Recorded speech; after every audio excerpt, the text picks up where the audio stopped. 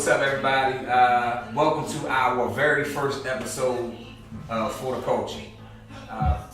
Our show is pretty much going to be for our people, man. We trying to unite, encourage, motivate, and educate all at the same time. This is about us, so it's for us. What we pretty much trying to have is our local entrepreneurs, business owners, talent, man. Just come on and express yourself. Say what you feel, say what you need.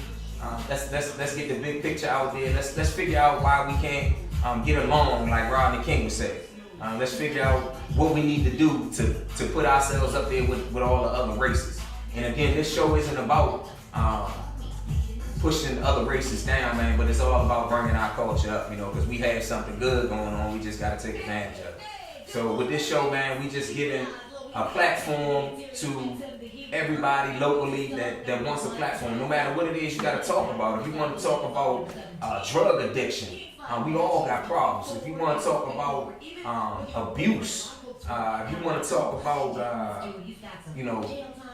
prison sentence, whatever it may be, and we can all learn from this. So I feel like it's very important for everybody to express themselves.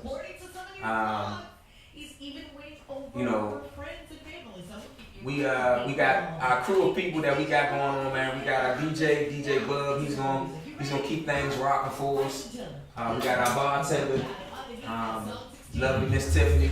She gonna be here with us.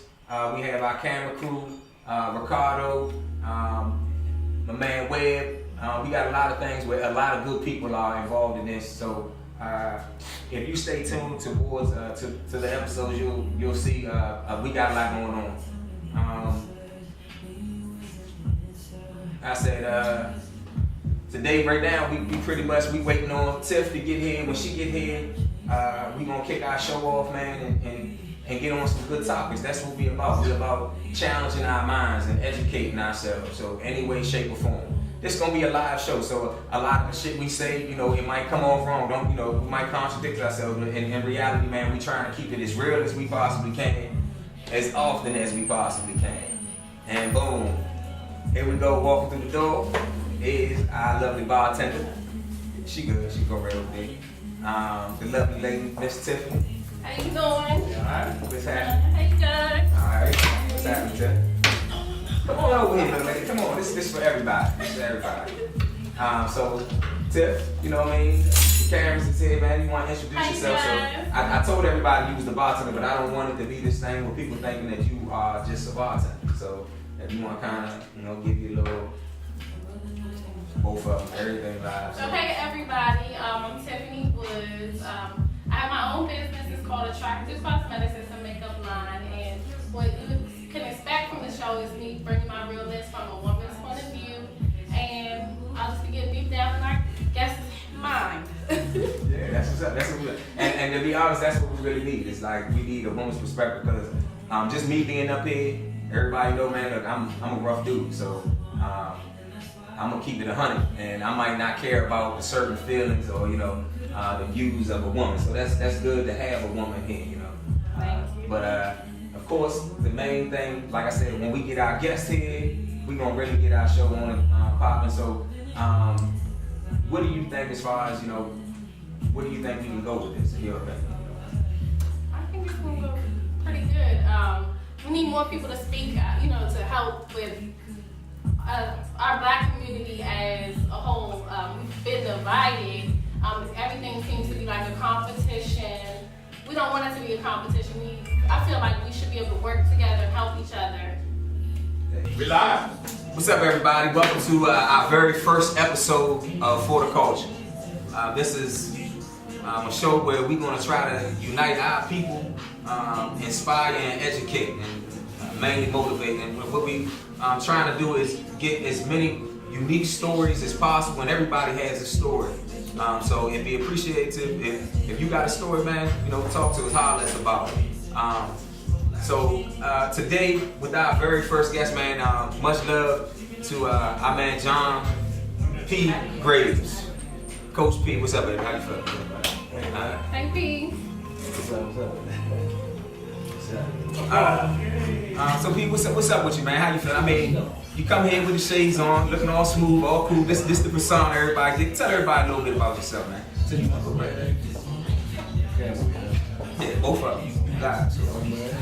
I ain't really nothing about me. I'm just a man, you know, just trying to make it, support my family. I'm out here coaching football, mentoring you kids. You know, trying to give back to our community, which, you know, I think a lot of us have been through the struggle as you young and you grow up. When you get to a point in your life, you got to get back to your community, you know what I'm saying? So that's all it's about. I do my thing, you know what I'm saying, for business-wise. You know, and I had barber shops, detail shops,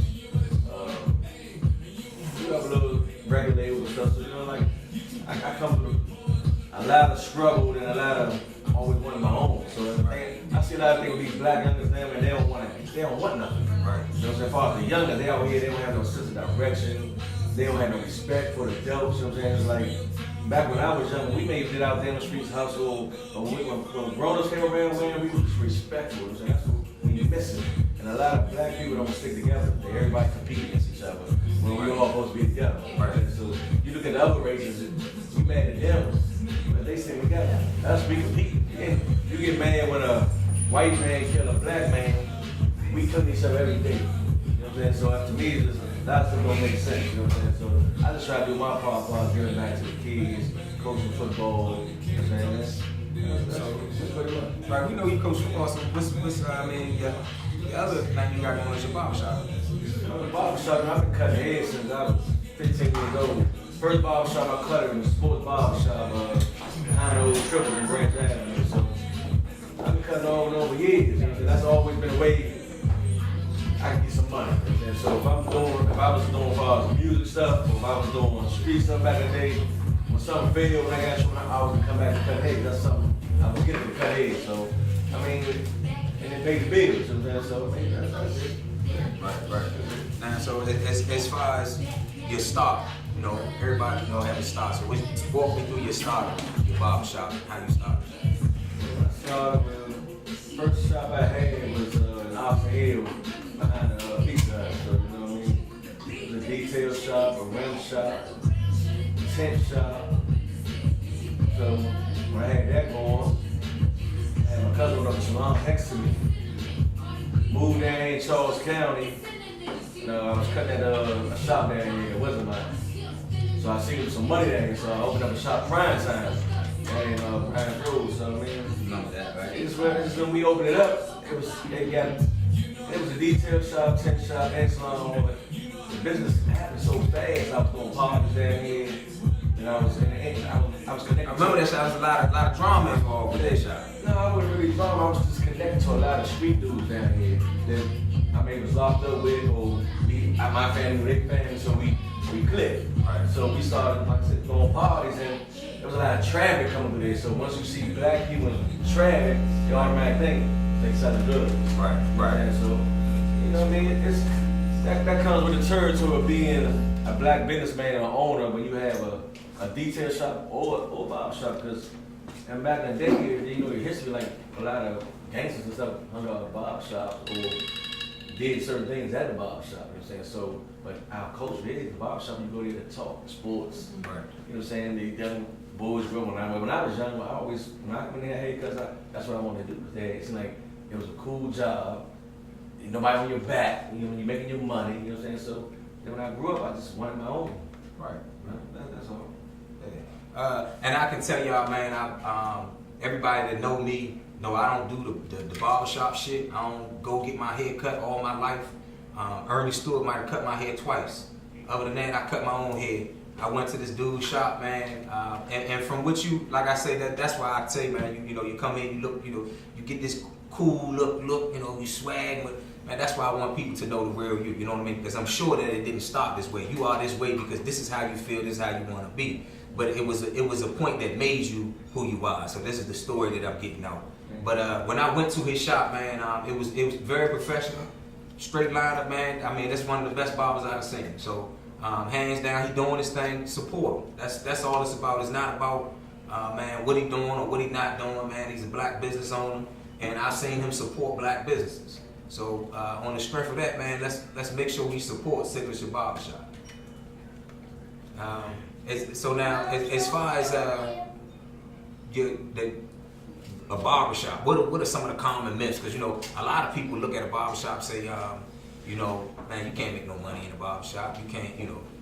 That's what you make it. You know what I'm saying? Barbershop is a business. You know what I'm saying? That's like if you out here in the streets, I treat barbershop cutting heads like I'm trapping. Every haircut I'm getting $20 to $30 to $40. Right. So if you come into work at 8 o'clock in the morning, you leave 8 o'clock in the morning, you do the math. You know what I'm saying? You're gonna cut at least 20 to 40 heads. Right. So it's good money. Right. It's legit. Right. And so good barbers can live off cutting hair. But you gotta be crack, you gotta know what you're doing. Right. You know what I'm saying? So if you can cut hair, man, it's money. It's like hustling. It's like on your block. That's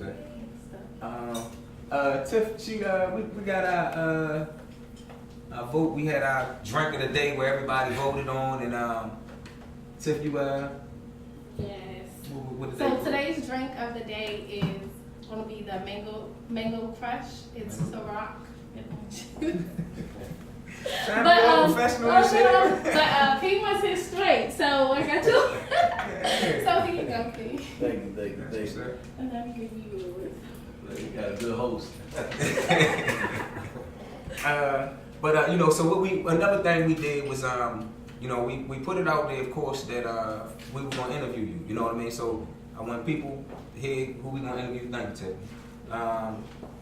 We got questions, so you know, Tiff, you did. Okay, so we had some people tuned in live, and they have a couple questions for you. So Hey, you want some wings or something, man? okay. So the first question comes from Joey Plater.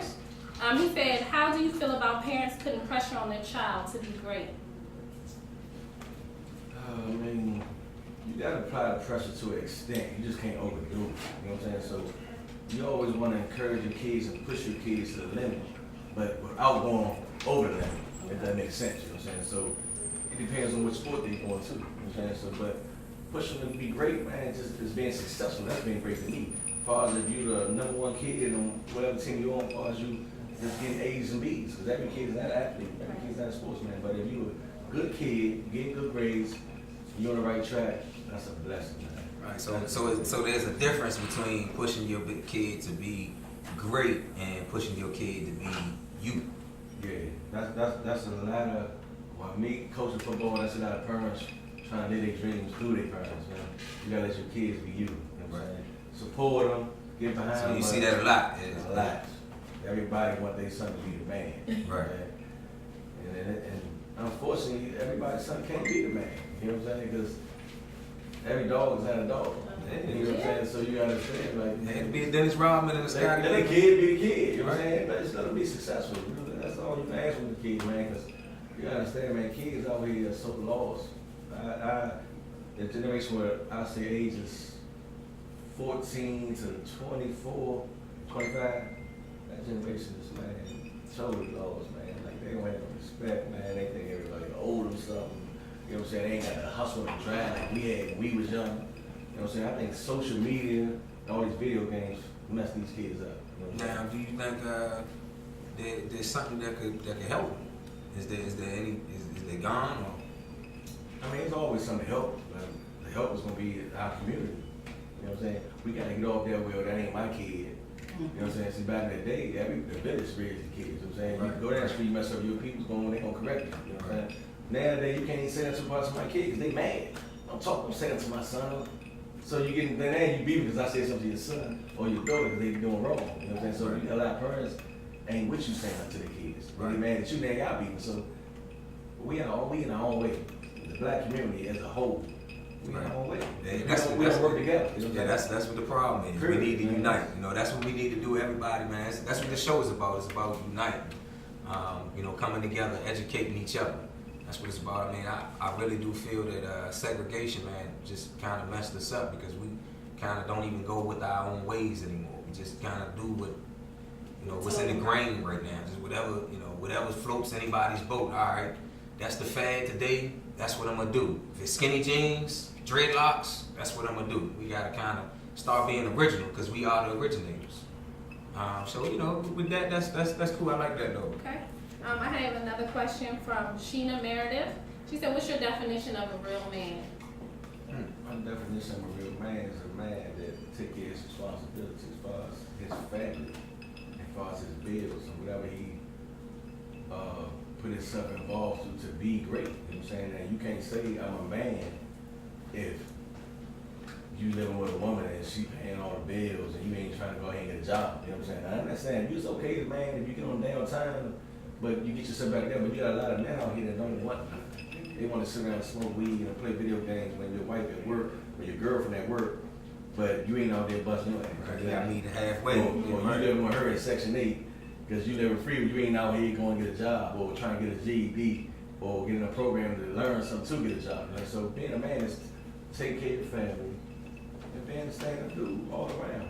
To me, pay your bills, take care of your kids, take care of your family, put God first. That's my definition of a man to me. Everybody's definition will be different. So with that definition right there, that to me seems something that's easy to be taught. Is that something that you would need a man to teach you? It can be taught, but it starts at a young age though, you know what I'm saying? But what I say is that something that you would need a man to teach you? So what I say is, could a single mother teach most a child how to be a man? Most definitely. It's a lot of single mothers out here that done it. You know what I'm saying? It's a lot of strong women out here, man, that I done seen from coaching football that raise their kids, and some of them strong. But then, on the other hand, you have some that need that father figure that they be weak. So when I say weak fathers, female, if you a woman can raise a kid, but they want to take on some of the feminine ways, or argumentative, or don't want to listen, or you know what I'm saying. So, but you need that man to put that check in to know, nah, that ain't how you talk to a woman. Or you can't do this, or you can't do this. So. But I would never say a woman can't raise a man, because I done seen plenty of women raise men and they turn out to be good. And I done seen some raise them and they be bad. You know what I mean? So it's a struggle no matter what. Because me, I didn't raise some kids on my own that I feel that when a kid gets a certain age, say 16, that's when they decide what they want to do. See, me coming up, I came up with a mother and a father. And when I started doing my thing, it wasn't because I really had to do it, because I chose it because I wanted my own. See, some people are born to be bosses, some are born to be leaders, and some people are born to be fathers. Right. They got to make that decision though. And then you do need strong men behind your women to try to Ain't nothing wrong with you that. got direction. You know what I'm saying? Yeah, You just need direction. Yeah, you need to follow the right leader. Exactly. And then you gotta understand this. Even if you're a leader, you gotta listen. Because if you're a leader, somebody led you right to the point where you at. You know what I'm saying? So, but you got a lot of youngsters that don't want to listen to other people because they feel like I know it all. Nah, we all. I learn from people younger than me sometimes. Just like I learn from people older than me. We all can learn from each other. Depends on what the situation is. You know what I'm saying? Sometimes you get older people get caught their ways, don't want to listen to youngers because we got to go with change with the time. See, that's why I stay with the youngers. And I listen to their slang. I stay over hip. I hate to stay hip to their situation where I can, because you gotta re-involve yourself, even to their level. So you think it's not not a connection between the youth and the... To an extent, no. Because you got some older people just stuck in their ways. Right. They don't understand that the time has changed, you know what I'm saying? So you got older people now don't even know how to work social media. Don't even know how to text. My mama don't text. You know what I'm saying? So, but they grew up in the old school. They did raise us right better. But you gotta know how to change that time so we gotta relate to these youngers, man, because it's a different time of era out here now. You know what I'm saying? Back in the day, we had probably, let's say, 100 kids in our neighborhood.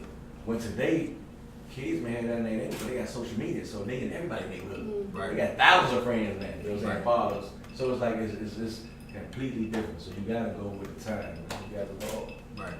In business and anything you do. You know, football. Yeah, you can't keep wearing old shit. You can't keep running the same place. You got to keep that shit moving. That's life. You know what I mean? Yeah, if you ain't involved, then you staying stagnant. You know what I mean? That's not living. The one thing about black people, man, you just gotta stop being haters, man. You know what I'm saying? See, I just seen so many people don't like somebody and they don't even know them. Yeah. You know what I'm saying? Right. It's because of what they heard. Yeah. You know what I'm saying? Well, we gotta stop doing that. You know what I'm saying? Because I may have a friend, he may not like that man. So, listen. I never met that man, but I know when I seen he could do, I'm saying that's what it is. Right. if you got a problem with them, you know what I'm saying? As men, we gotta start correcting them Right, problems. right. Let me Now holler walk at you, around man. like Let me bitches. holler at you, man. Right. We not really being for real, Right. but let me holler at you. Right. Everything good manners, and they ain't no, we ain't being that's what it is, whatever. Right. But you got some girls who want to be gangsters, man. For no reason. Yeah, gangsters die, man. Gangsters die, they kill. You know, that's No the reason. story I know. I mean, the thing is communication. If we communicate with each other, and we'll have no problems with each other. Because I haven't ran across a black man yet that me and him aren't on the same level. And real recognize real. Most you know, you got some clowns out here that do clown shit, but in the same breath, if you real, you can recognize that shit from a mile away, and you just stay the fuck away from it. You know what I mean? It's not like most people will say some shit like real niggas, ain't no real niggas out here no more. That's some bullshit if I ever heard it. It's a lot of real niggas out here. I fuck with a lot of real niggas. Real niggas is not out here at these clubs doing this whack ass shit. They at home taking care of their families. They at home doing what they supposed to do, protecting and providing. So that's where they at. If you think they gone, nah, they probably taken by a good woman. You know, to be honest. Okay, so I have 2 more questions. The next one is from Kaya Hawkins. She said, is there a difference between success and happiness? I would say so. I would say so because there's a lot of people that's successful that's not happy. Right. You know what I'm saying? So trying to balance it out is the hard part. You know what I'm saying? Because you may be successful financially and your money right, but your home ain't right. You know what I'm saying? Like I got money in my pocket, but damn, my wife ain't right. I ain't right. You know what I'm saying? But like a lot of our kids brainwash, they look on TV like, dang, I want to be like him because he got money, he got this car, he got that. But at home, they miserable as shit. Yeah. You know what I'm saying? You see me starved and killed themselves because you think it's about the money. Right. Money, more problem. That shit real big. Saved you back in the day. You know what I'm saying? Right. But So in your Right. are you saying that happiness, you know, is better than success? yes, definitely is because I see that because I didn't been on both sides. You know what I'm saying? I didn't been a point I had money here, but still empty, still searching for stuff because I'm out here doing wild shit. Right. Just because. Right. When you got money, you do shit that you just doing it. You as a young age that you wouldn't normally do. That person that didn't have that money. Right. You know what I'm saying? So, but when you get happiness, all that shit don't matter. Like I'm to the point of age now, I'm like, you know what? Back in the day, I used to go shopping every week. I gotta be fresh every Friday. Say I go out, man. I don't go do that shit. You know what I'm saying? Right. I wear the same shit because I don't care because I know who I am and I ain't trying to press nobody. Right. You know what I'm saying? So Right. once you get to that age, you like that shit don't matter no more. You like, man, I ain't So how do we push that? You know, because I think the problem is that it's taking us too long to get to that age, and I don't think that's an age. I think that's a maturity level. So it's taking us as black men, taking us too long to get to that level where we stop caring about the Jordans and you know the Versace and the name brand shit and start understanding life itself. So how do we start breaking this down? Because this is what this is about. We got to start taking this to the next generation. And so where do we go? How do we start? If I can chime in real Yes, ma'am. quick, and then I want to see what you had for me. I feel like that it starts with self-love. A lot of us confuse materialistic with loving ourselves, or that's something I actually went through personally myself. Oh, you see a pretty face, but I'm broken inside. You know, people think I'm happy, think I'm good, but when I like really started loving myself, like within, like that, we need to teach kids, because it's older people than us that are broken and they don't love themselves. So that's what's coming on. You know, the people that are judging and hating, they're the ones that are broken inside within. And instead of us beefing with them or going back and forth with them, I feel like we should do something to encourage them, you know, to soul search or something Right. within themselves. Right. And then that way the material things, like he said, don't matter now. Right. Exactly. That's. But you understand this though, like the white man designed this shit for this. You know what I'm saying? See, when you see all this bullshit on TV now, love and hip hop, and it's all wild shit. You come home and all your girls watching this shit. Then you got their kids watching this shit with them. See, that's the problem right there. You see, that's how they get to us through music and what's on TV. Right. You know what I'm saying? So when you got 13, 14 year olds watching that girl on Love and Hip Hop saying this and that, this and that, she's idling that girl. Like, that's what I want to be. You know what I'm saying? I want to be her. But at the same time, as a mother, you know, I'm saying, nah, don't be like her. Because she back, your mother broken over there, she just watching it too. Like, dang, that's what my man doing to me. That's what So you feed all this corruption into your brain, and that's what it is. You know what I'm saying? So that's what the white man doing. That's why you think, that's why when they put the drugs in the streets, or when they do certain stuff, they know we like the materialistic shit. Right. They know we like it. Right. So you're saying, so it's like, damn, we just gonna get these niggas this shit out here. Now, I do wanna, because I want people to kind of understand that we can't keep putting this white man shit out there, because this shit been going on for a long time. You know what I mean? The manipulation of our people. This shit been going on for too long. Not this is something that my father's father told him. I ain't hard. When it comes to like bar salons, barbershop, because when you're in the community, everybody living looking for a good barbershop. You know, like I said, you know how, as a woman, if you know how to do hair or a barber, you know how to cut hair, your work speaks for itself. So that's the easy part. It depends on the business you're in. You know what I'm saying? So man, as far as detailed business, man, that's when you gotta put glass on or word of mouth. But you know what I'm saying? The business is what you put into it. You gotta put it in. If you want the business, go get it. Like I can cut every year and I got content, but I still promote myself. I still give out my car, but I'm just going to cut it and like There's never enough too much money, but always promote yourself every day. The next question is from Brandon Chambers. It says, what is some advice you can give someone who is discouraged about starting a business? Stay focused, don't give up. I mean, sometimes it's gonna be like that, you get discouraged, but you gotta understand that success is never overnight. You know what I'm saying? I didn't been in business and lost them, and that didn't make me say, nah, I'm not gonna never do another business again. You know what I'm saying? You just gotta stick with it, and it depends on the business that you're doing. You know what I'm saying? So, I mean, business is different, but you gotta have the same mentality as I'm gonna win. Even if you open up a business and lose that time, you open up a different one, another one. So I mean, so now you say that these things. So it's some shit that you failed at then. So everybody look at you, go, you know. I never failed at nothing. You know what I'm saying? I never failed at nothing. I mean that then where I want to be. You see, even when you think you fail, you fail, you learn. Mm-hmm. I say you never fail. Right. Everything is a lesson in life for what you do. So it's just that it wasn't that time when I was in the right place, or now you gotta do something better. God got something better for you. So never look at something that you do as a failure, because it's not. You tried. Failure is not trying. That's failure. As long as you tried, you won. It didn't work, on to the next one. And that's how you gotta be, is that your mentality as a business owner. Anything you do, you never fail. Like if something don't work, you go to the next move and keep going. Right. You always gotta have a backup plan. I like that. If that plan falls, guess what? I'm going to the next one. Right. If that failed, I'm going to the next one. Never give up. That's all. Never give up. That's all. That's what's up. That's what's up. Those were all the questions from the guest that team, and I'm getting from you. So now, I mean, for everybody that's out there, if you could give like one, message to the people that they could educate themselves on. Just, you gotta start, man. When you see a black person that's down, or you may see a black person on the street, he ain't got no money.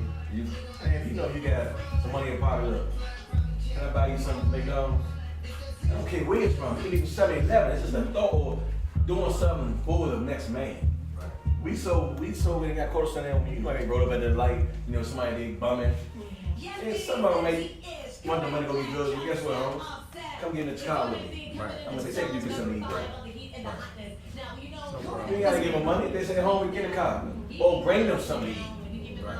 Because actually your thought, it's not on what they do with the money or the food or whatever. It's not on you anymore. Man, it's really called paying it forward. You know what I mean? Just doing something. I was in the Chick-fil-A line and a lady paid for my lunch in front of me, and I for real, me being me, I was like, shit, thank you, and I kept that shit moving. But in reality, when I pulled off, I was like, damn, why I just didn't take my money and pay for the people behind me? You know what I mean? That would have been paying that shit forward. So we gotta all put our mindset. Ain't nobody perfect, but we gotta kind of put our mindset into doing things like that. It's gonna do nothing but help us all out. You know what I mean? Put us in a better situation. So we just want to thank you, P, for coming to be a guest on For the Culture. We definitely appreciated it. We love vibing with you today. Thank you for all your input. Thank you.